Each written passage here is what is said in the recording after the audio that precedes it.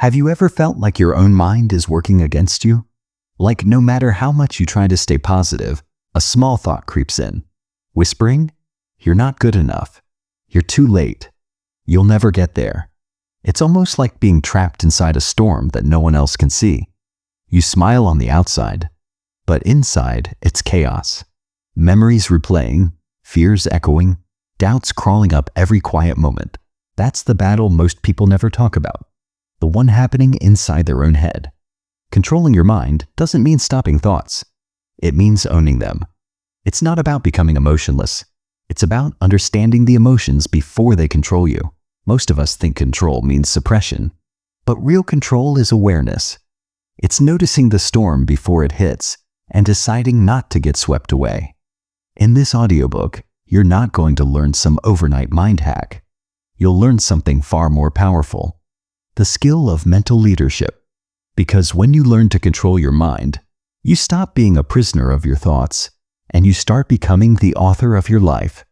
Now, let's begin. Chapter 1. The Battle Inside Your Head.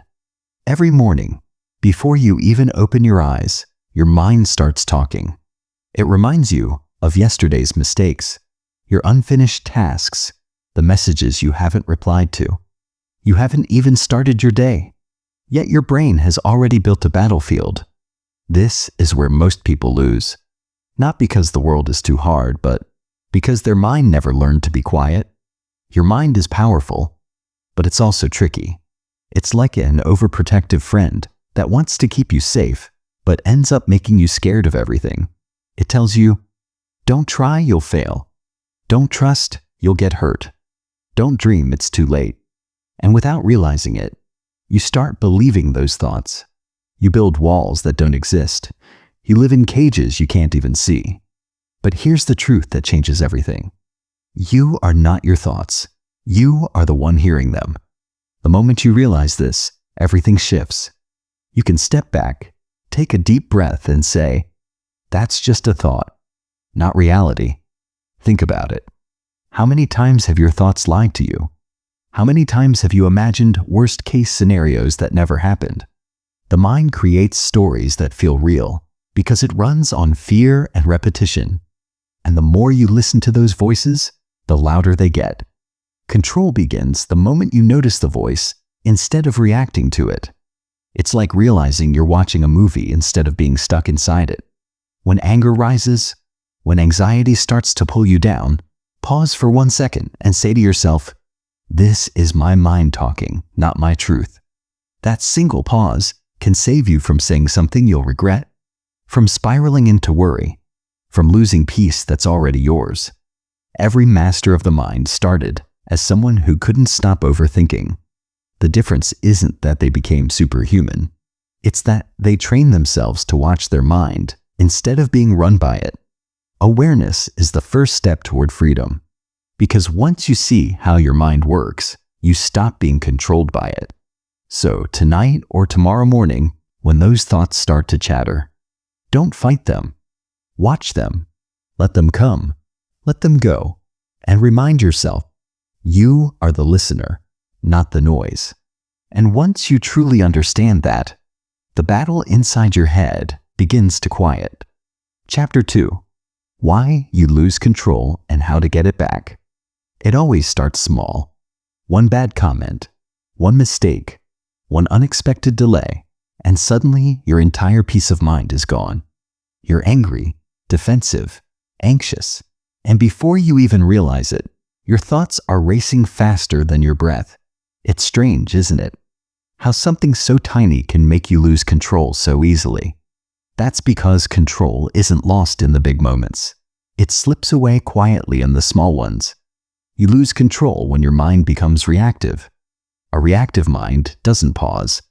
It just fires back. Someone says something hurtful, and you respond without thinking. You face a setback, and your brain screams, I can't handle this. But deep down, the problem isn't the event. It's your lack of space between the event and your reaction. Control lives in that space. The shorter that space becomes, the more chaos you feel. The longer it becomes, the calmer and more powerful you get. Most people try to control their environment, the people, the outcomes, the timing, but that kind of control is fragile. It breaks the moment something unpredictable happens. Real control isn't about managing everything around you. It's about mastering what's inside you. It's about recognizing the exact second your emotions start to rise and choosing not to feed them. When anger appears, your first impulse is to explode. When anxiety comes, your instinct is to fix or escape. But control begins the moment you don't act on that impulse. It's when you pause, breathe, and observe your own reaction as if you were watching someone else. It's not suppression. It's conscious delay. You're telling your brain, I'm the driver here, not you. Here's a truth that most people never realize. Your emotions aren't trying to hurt you. They're trying to protect you. Anger protects you from feeling powerless. Anxiety protects you from uncertainty. Sadness protects you from losing attachment. But when you don't understand these emotions, they start controlling you instead. The moment you give them attention without judgment, they calm down. It's like talking to a child who's scared instead of shouting at them to be quiet. Getting control back is a practice. It's not something you wake up one day and master. It's something you earn through awareness. Start by paying attention to your triggers. Notice what situations make you lose your calm. Notice who can instantly shift your mood. Those are your teachers, not your enemies. They're showing you where your peace still depends on the outside world. The secret is not to fight your reactions, but to outgrow them. Every time you pause instead of reacting, you're reprogramming your mind. You're teaching it to respond with strength instead of panic. Slowly, that gap between stimulus and response grows, and that gap is your freedom. Because the truth is, control isn't about staying calm all the time. It's about returning to calm faster every time you lose it. It's about knowing that even when chaos comes, you can still stand in the middle of it and say, I'm okay. That's real control. That's real power. Chapter 3. The Silent Power of Awareness. The world keeps teaching us to fix what's outside. Our body, our career, our relationships. But the real game is what happens inside. And the most powerful tool you'll ever have in that inner world is awareness. Awareness is not thinking harder. It's the opposite. It's seeing clearly without getting dragged in. It's the quiet space between the noise and your response. Awareness doesn't mean you stop thinking. It means you stop believing every thought you have. You start noticing patterns. You begin to see how your mind reacts under pressure, how it creates stories when it feels unsafe, how it replays pain because it hasn't learned to let go. When you become aware, you stop being a puppet of emotion. You become the director of your experience. Here's something most people miss. You can't change what you don't notice. You can't heal a pattern you can't see. Awareness brings light into the dark corners of your mind, the places where fear and doubt quietly grow. It helps you catch the moment before you snap at someone you love. It helps you recognize the instant before you spiral into overthinking. It's that one breath between reaction and reflection that decides whether you'll regret something or rise above it. Start practicing small moments of awareness throughout your day. When you feel a wave of irritation, don't ask, why is this happening to me? Ask, what is my mind trying to tell me right now? When you feel jealous, don't judge yourself. Observe the part of you that feels unworthy. When you feel anxious, watch the thoughts racing without jumping in to fix them. The power of awareness lies in observation without judgment. Because judgment keeps you trapped. Awareness sets you free. The more aware you become, the quieter your mind gets. You'll start noticing space. Space to think, to breathe, to choose. And in that space, you'll find freedom. Freedom from the endless cycle of reaction and regret. Freedom from the noise that once ruled you. Awareness is not a destination, it's a practice. Some days you'll notice everything. Other days, you'll forget and get lost again. That's okay. Every time you return to awareness, you grow stronger. You remind your mind who's in charge. And the more you practice, the more you realize something extraordinary. Peace isn't found by escaping your mind. It's found by understanding it. Because when you truly understand your mind, it stops being your prison and starts becoming your power. That's the silent gift of awareness. The moment you stop fighting the noise and start listening to the silence underneath. Chapter 4. Training your inner voice to work for you. Your inner voice is the most constant sound you'll ever hear. It speaks before anyone else does. It comments on every decision, every move, every moment of silence. And the truth is, how that voice talks to you determines everything about how you see yourself. Some people live their entire lives under the rule of a voice that's cruel, impatient, and unforgiving. But that voice can be retrained. It can become your ally instead of your enemy. Think of your inner voice as a habit. Just like you've trained your body to wake up at a certain time or crave a certain kind of food, you've trained your mind to speak in a certain way. If you've spent years calling yourself lazy, awkward, or not enough, your brain has memorized that pattern. The mind doesn't care whether a thought is kind or cruel. It only cares about repetition. That's why it keeps playing the same script over and over again. The first step to training your inner voice is noticing its tone. Not its words, its tone. Is it gentle or harsh? Encouraging or doubtful? When you fail, does it say, "You'll get it next time," or "You're such a mess"? The tone of your self-talk decides whether you rise again or collapse, because that voice is the soundtrack of your confidence. And you can't live a peaceful life with a cruel narrator. Here's the powerful part. You get to rewrite the script. Every time you catch your inner voice being negative, interrupt it. Don't argue. Don't resist. Just replace it with something true and kind. Not fake positivity. Not, "I'm the best ever." Something grounded. If your voice says, "You'll never be good enough," respond with, "I'm learning, and that's enough for now." If it says, "You always mess up," reply, "I'm improving every day." These small shifts don't sound like much, but repeated over time, they rewire your brain. Your inner voice listens to how you treat yourself. When you speak to yourself with patience, your mind learns safety. When you speak with self-respect, your actions follow that energy. Slowly, you start trusting yourself again. And when you trust yourself, fear loses power. You no longer need validation because your own voice gives it to you. You can't mute your inner voice, but you can make it your coach instead of your critic. And when that happens, you don't just control your mind, you transform your entire experience of life. Because when the voice inside you starts cheering instead of tearing, the whole world feels lighter. Chapter 5. How to think without hurting yourself. Most people don't realize how often they use their own mind against themselves. You think about the past and punish yourself for what you can't change. You think about the future and fill it with fear that hasn't even happened. You replay conversations, question decisions, and imagine outcomes that exist only in your head. Thinking, when uncontrolled, becomes self-inflicted pain. Your mind is a powerful tool. It can build or break you. The problem isn't thinking, it's how you think. Overthinking is like running on a treadmill. You exhaust yourself but never move forward. Productive thinking looks for understanding. Destructive thinking looks for control. The mind tries to fix everything through logic, but emotions don't obey logic. They obey acceptance. When your thoughts start turning against you, pause. Instead of fighting them, ask, "What is this thought trying to tell me?" Often, pain in your thinking is just a signal. It means something inside you wants your attention, an insecurity, a memory, a fear. The moment you listen with compassion instead of judgment, the storm softens.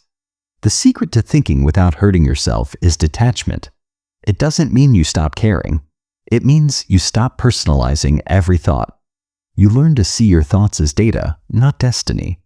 You observe them, analyze them, and then let them go. When you realize that not every thought deserves a reaction, your peace expands naturally. Another powerful shift is to replace self-criticism with curiosity. Instead of "Why am I like this?" ask, "What's this trying to teach me?" That small difference changes everything. It moves you from guilt to growth, from shame to self-awareness.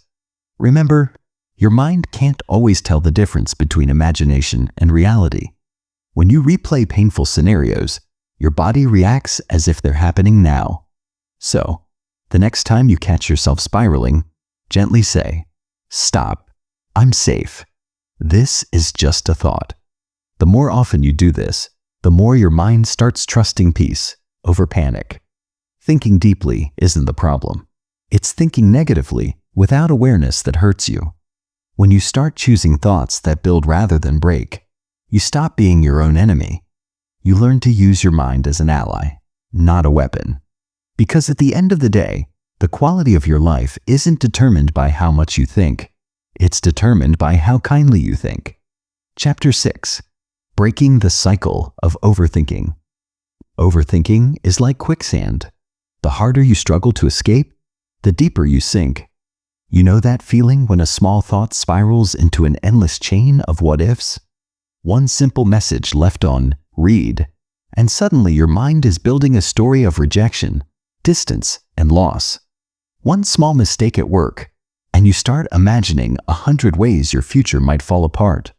That's the trap of overthinking. It doesn't protect you. It paralyzes you. The truth is, overthinking gives you the illusion of control. It tricks you into believing that if you just analyze a situation long enough, you'll find certainty, safety, peace. But life doesn't work like that. The more you think, the further you drift from peace. Because thinking and peace can't coexist. Your mind wants to predict everything, but reality is unpredictable. And that gap between what you want to know and what you can know is what drives you mad. Most overthinkers are not weak. They're sensitive. They care too much. They want things to go right. They crave understanding. But that sensitivity becomes self-destruction when it's not managed. You start to live inside your head instead of the real world. You replay conversations, question decisions, doubt your worth. And every time you revisit the same thought, your brain strengthens that pattern, making it easier to overthink again. It becomes a mental loop, a storm with no exit. To break the cycle, you must interrupt the pattern. The next time you catch yourself spiraling, don't try to silence your mind with logic. Instead, say out loud, "Stop." Breathe. Then redirect your attention to something physical. Touch your surroundings. Feel your breath. Look around. The point is to remind your brain that you're here, not trapped inside an imaginary situation. Here's another powerful shift. Stop asking, "What if?" and start asking, "What is?" What if keeps you lost in the future? What is brings you back to now. And the present moment, this second right here, is the only place you have power. You can't change what's already happened, and you can't control what hasn't. But you can always choose your focus now. Overthinking loses power when you stop chasing answers and start accepting uncertainty. Sometimes you won't know why someone left, why things fell apart, or what comes next. And that's okay. Peace doesn't come from knowing everything. It comes from trusting yourself to handle whatever happens. Remember this: thoughts only have power when you believe them. The more you observe your mind without feeding it, the quieter it becomes. It's like turning off background noise. You suddenly realize how peaceful silence can be. When you stop needing every answer, you gain something far greater: clarity. And with clarity comes freedom. Because the moment you stop living in your head, you start living in your life again. Chapter 7. Reprogramming your thoughts.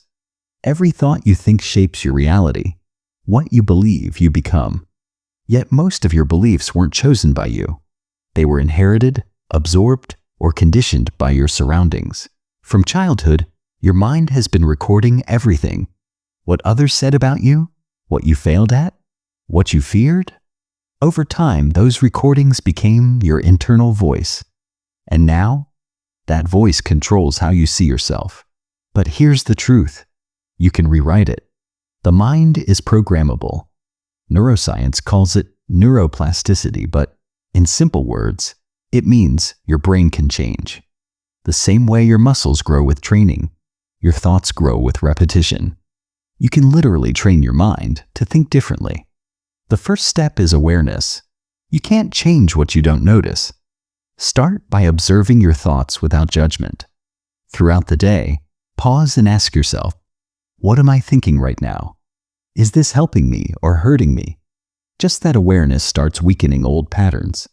Because once you see a thought clearly, it loses control over you. Next, replace, not erase.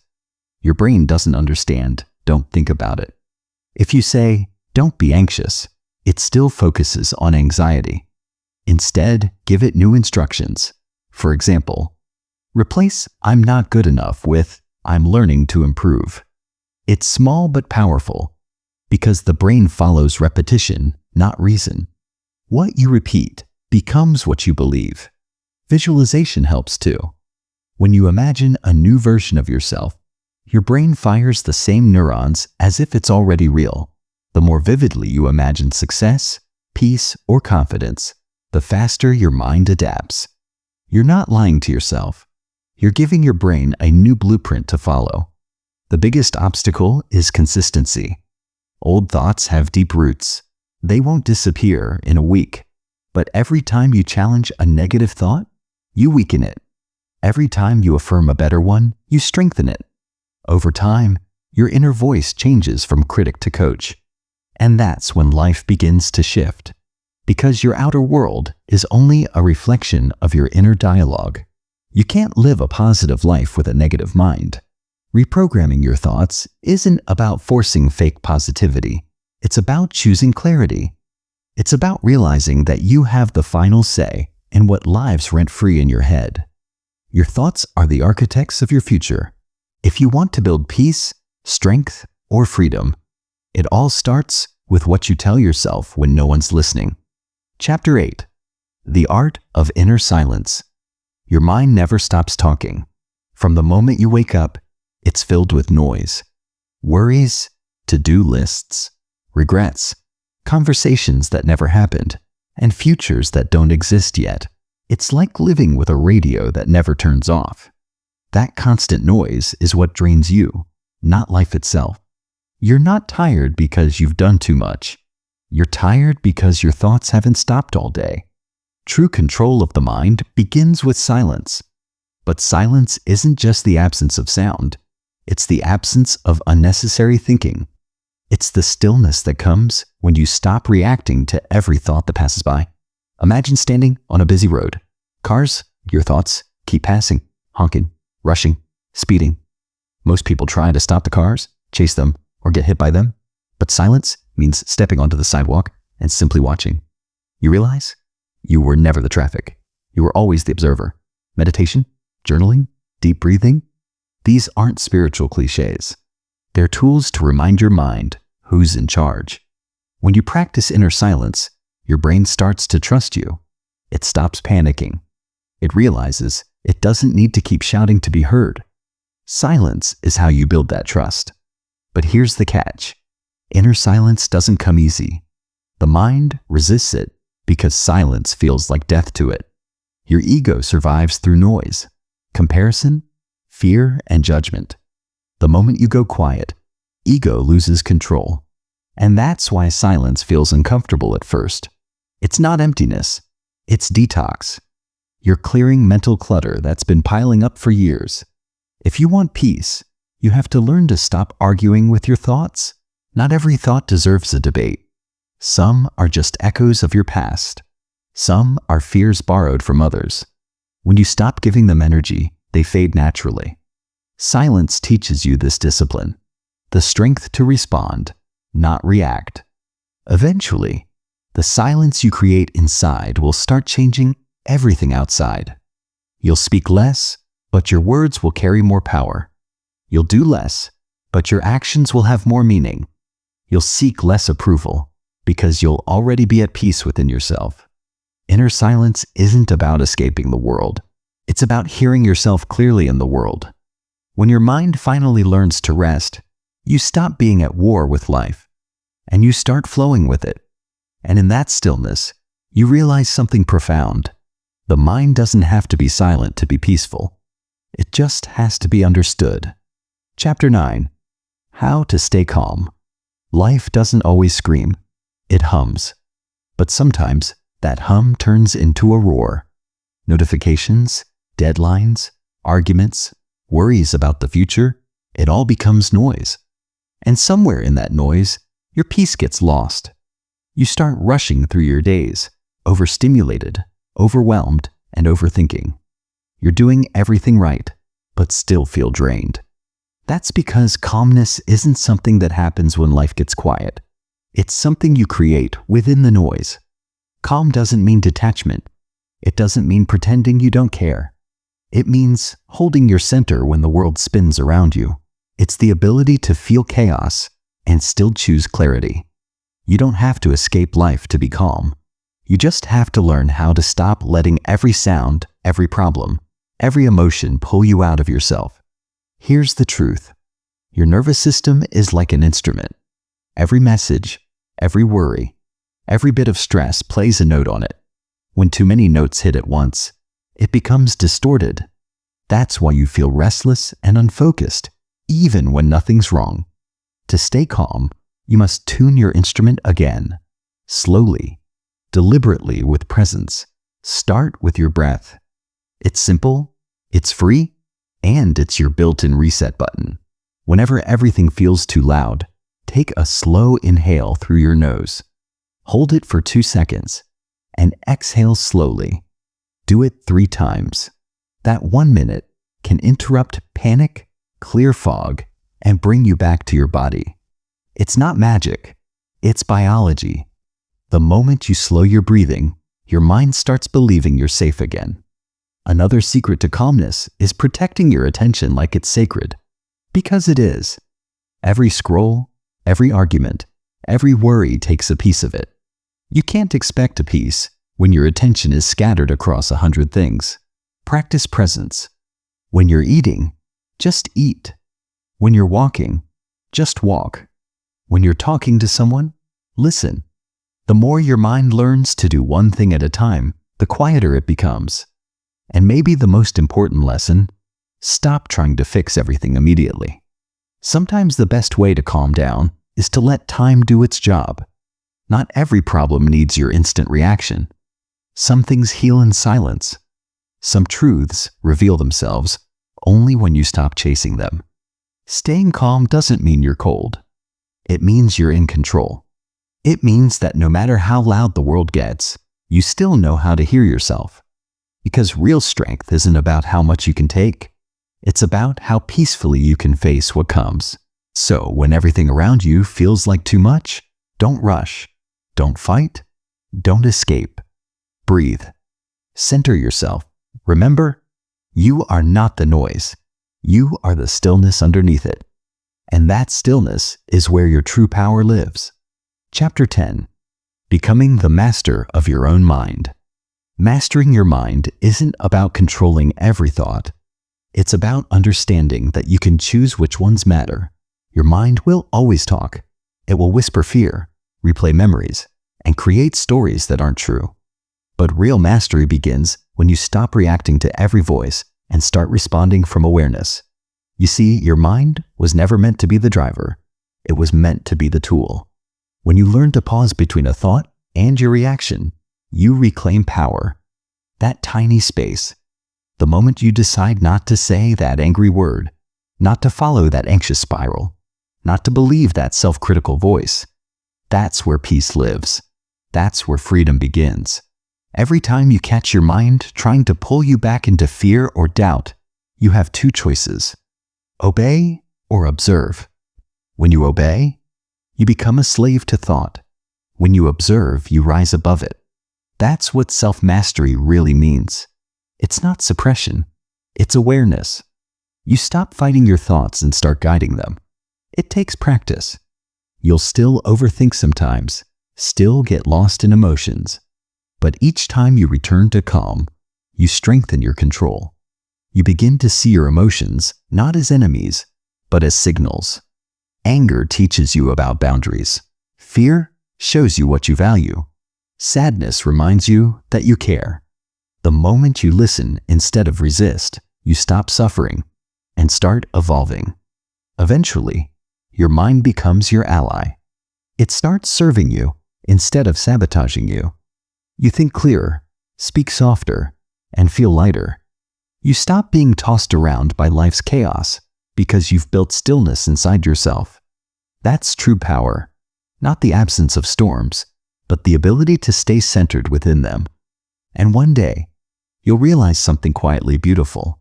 The same mind that once hurt you is now helping you heal. You've taught it to follow your peace, not your pain. So, take a moment to breathe.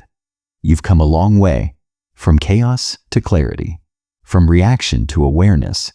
You're not your thoughts. You're the one who leads them. That's what it means to master your mind. Not to silence it, but to make it finally listen to you. Conclusion: your mind has always been your greatest companion and your toughest challenge. It's the voice that pushes you to grow, but also the one that pulls you into doubt. Yet through every chapter of this journey, one truth has become clear. You are not your thoughts. You are the awareness behind them, the quiet strength that observes, chooses, and creates. When you stop letting your mind control you, life begins to open up. You start feeling peace in the middle of chaos, patience in moments of fear, and clarity when everything feels uncertain. Control isn't about building walls around your emotions. It's about learning to guide them with grace. It's about realizing that the storm may still come, but you no longer get swept away. The most powerful version of you is calm, intentional, and awake. You no longer react out of fear. You respond from wisdom. You no longer chase happiness. You build it within. Every time you choose awareness over impulse, peace over panic, and clarity over confusion, you strengthen your inner foundation. And that's what this journey is really about. Not perfection, but mastery. Not silence, but understanding. When you learn to control your mind, you stop living by accident and start living by choice. So as this chapter closes, remember, your peace is your responsibility, your focus is your freedom, and your thoughts are only as powerful as the attention you give them. Stay aware, stay patient, and keep growing. Because the moment you master your mind, you master your life.